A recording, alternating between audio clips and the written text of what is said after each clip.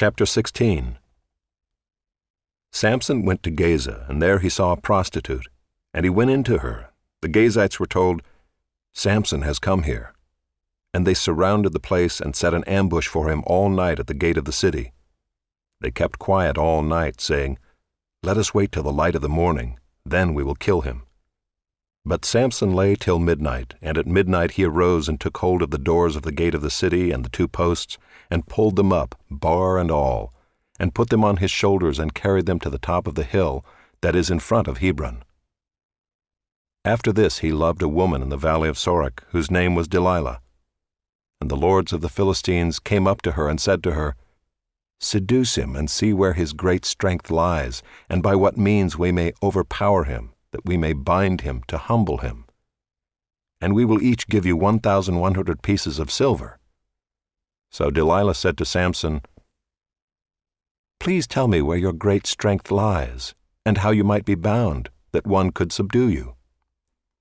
Samson said to her, "If they bind me with 7 fresh bowstrings that have not been dried, then I shall become weak and be like any other man." Then the lords of the Philistines brought up to her 7 fresh bowstrings that had not been dried, and she bound him with them. Now she had men lying in ambush in an inner chamber, and she said to him, "The Philistines are upon you, Samson." But he snapped the bowstrings as a thread of flax snaps when it touches the fire. So the secret of his strength was not known.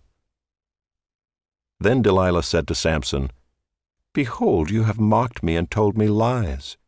Please tell me how you might be bound." And he said to her, "If they bind me with new ropes that have not been used, then I shall become weak and be like any other man." So Delilah took new ropes and bound him with them and said to him, "The Philistines are upon you, Samson." And the men lying in ambush were in an inner chamber, but he snapped the ropes off his arms like a thread. Then Delilah said to Samson, "Until now you have mocked me and told me lies. Tell me how you might be bound." And he said to her, "If you weave the 7 locks of my head with the web and fasten it tight with a pin, then I shall become weak and be like any other man." So while he slept, Delilah took the 7 locks of his head and wove them into the web. And she made them tight with a pin and said to him, "The Philistines are upon you, Samson." But he awoke from his sleep and pulled away the pin, the loom, and the web. And she said to him, "How can you say, 'I love you,' when your heart is not with me?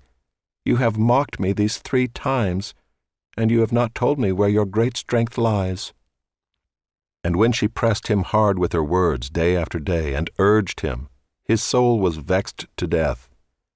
And he told her all his heart and said to her, "A razor has never come upon my head, for I have been a Nazirite to God from my mother's womb.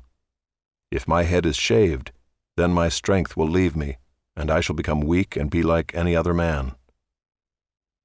When Delilah saw that he had told her all his heart, she sent and called the lords of the Philistines, saying, "Come up again, for he has told me all his heart."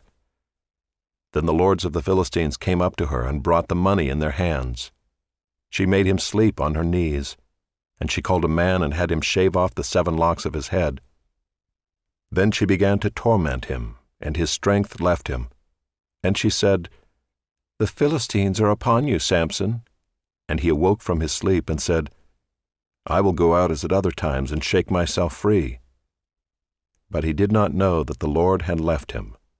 And the Philistines seized him and gouged out his eyes, and brought him down to Gaza and bound him with bronze shackles. And he ground at the mill in the prison. But the hair of his head began to grow again after it had been shaved. Now the lords of the Philistines gathered to offer a great sacrifice to Dagon their god, and to rejoice. And they said, "Our God has given Samson our enemy into our hand." And when the people saw him, they praised their God, for they said, "Our God has given our enemy into our hand, the ravager of our country, who has killed many of us." And when their hearts were merry, they said, "Call Samson that he may entertain us." So they called Samson out of the prison, and he entertained them. They made him stand between the pillars. And Samson said to the young man who held him by the hand, Let me feel the pillars on which the house rests, that I may lean against them." Now the house was full of men and women. All the lords of the Philistines were there, and on the roof there were about 3,000 men and women who looked on while Samson entertained. Then Samson called to the Lord and said, "O Lord God, please remember me and please strengthen me only this once, O God, that I may be avenged on the Philistines for my 2 eyes." And Samson grasped the 2 middle pillars on which the house rested, and he leaned his weight against them, his right hand on the one and his left hand on the other. And Samson said, "Let me die with the Philistines." Then he bowed with all his strength, and the house fell upon the lords and upon all the people who were in it. So the dead whom he killed at his death were more than those whom he had killed during his life. Then his brothers and all his family came down and took him and brought him up and buried him between Zorah and Eshtaol in the tomb of Manoah his father. He had judged Israel 20 years. Chapter 17. There was a man of the hill country of Ephraim whose name was Micah. And he said to his mother, "The 1,100 pieces of silver that were taken from you, about which you uttered a curse and also spoke it in my ears, behold, the silver is with me. I took it."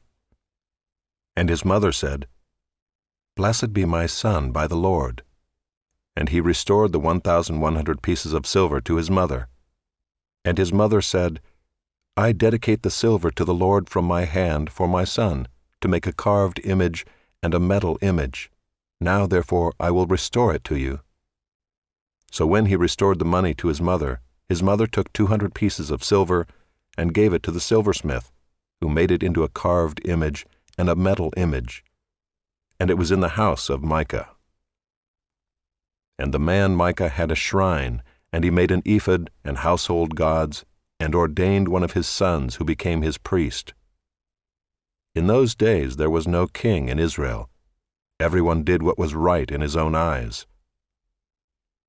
Now there was a young man of Bethlehem in Judah, of the family of Judah, who was a Levite, and he sojourned there.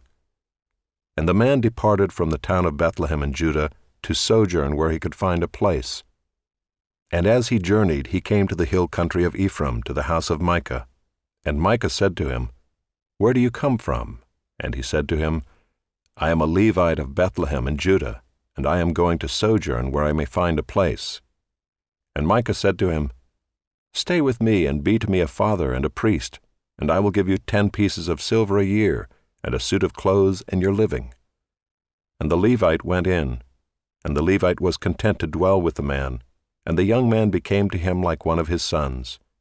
And Micah ordained the Levite, and the young man became his priest and was in the house of Micah. Then Micah said, "Now I know that the Lord will prosper me, because I have a Levite as priest." Chapter 18.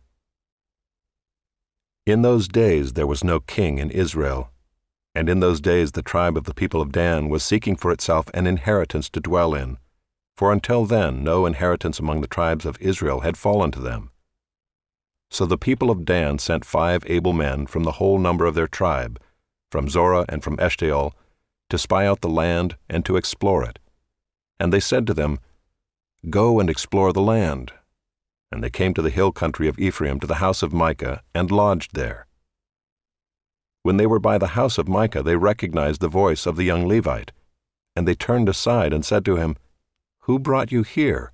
What are you doing in this place? What is your business here?" And he said to them, "This is how Micah dealt with me. He has hired me, and I have become his priest."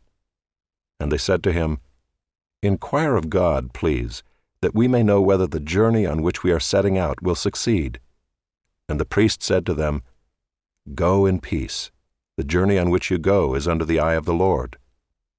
Then the 5 men departed and came to Laish, and saw the people who were there, how they lived in security, after the manner of the Sidonians, quiet and unsuspecting, lacking nothing that is in the earth, and possessing wealth, and how they were far from the Sidonians and had no dealings with anyone.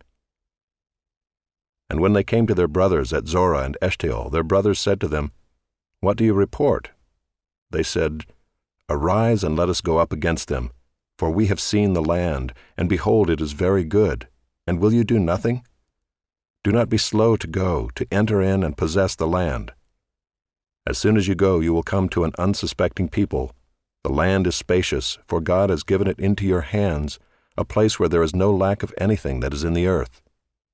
So 600 men of the tribe of Dan, armed with weapons of war, set out from Zorah and Eshtaol, and went up and encamped at Kiriath-Jearim in Judah. On this account that place is called Mahaneh-dan to this day. Behold, it is west of Kiriath-Jearim. And they passed on from there to the hill country of Ephraim, and came to the house of Micah. Then the 5 men who had gone to scout out the country of Laish said to their brothers, Do you know that in these houses there are an ephod, household gods, a carved image, and a metal image? Now therefore consider what you will do. And they turned aside there and came to the house of the young Levite, at the home of Micah, and asked him about his welfare. Now the 600 men of the Danites, armed with their weapons of war, stood by the entrance of the gate. And the 5 men who had gone to scout out the land went up and entered and took the carved image, the ephod, the household gods, and the metal image, while the priest stood by the entrance of the gate with the 600 men armed with weapons of war. And when these went into Micah's house and took the carved image, the ephod, the household gods, and the metal image, the priest said to them, What are you doing? And they said to him, Keep quiet, put your hand on your mouth, and come with us, and be to us a father and a priest. Is it better for you to be priest to the house of one man, or to be priest to a tribe and clan in Israel? And the priest's heart was glad. He took the ephod and the household gods and the carved image, and went along with the people. So they turned and departed, putting the little ones and the livestock and the goods in front of them. When they had gone a distance from the home of Micah, the men who were in the houses near Micah's house were called out, and they overtook the people of Dan. And they shouted to the people of Dan, who turned around and said to Micah, What is the matter with you, that you come with such a company?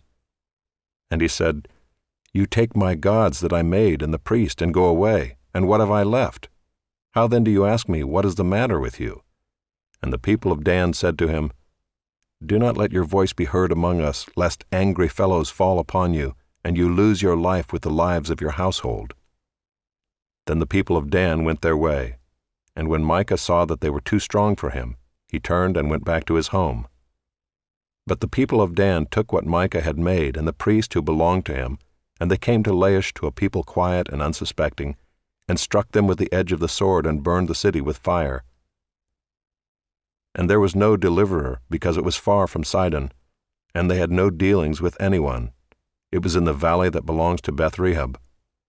Then they rebuilt the city and lived in it, and they named the city Dan, after the name of Dan their ancestor, who was born to Israel. But the name of the city was Laish at the first. And the people of Dan set up the carved image for themselves, and Jonathan the son of Gershom, son of Moses, and his sons were priests to the tribe of the Danites until the day of the captivity of the land. So they set up Micah's carved image that he made, as long as the house of God was at Shiloh.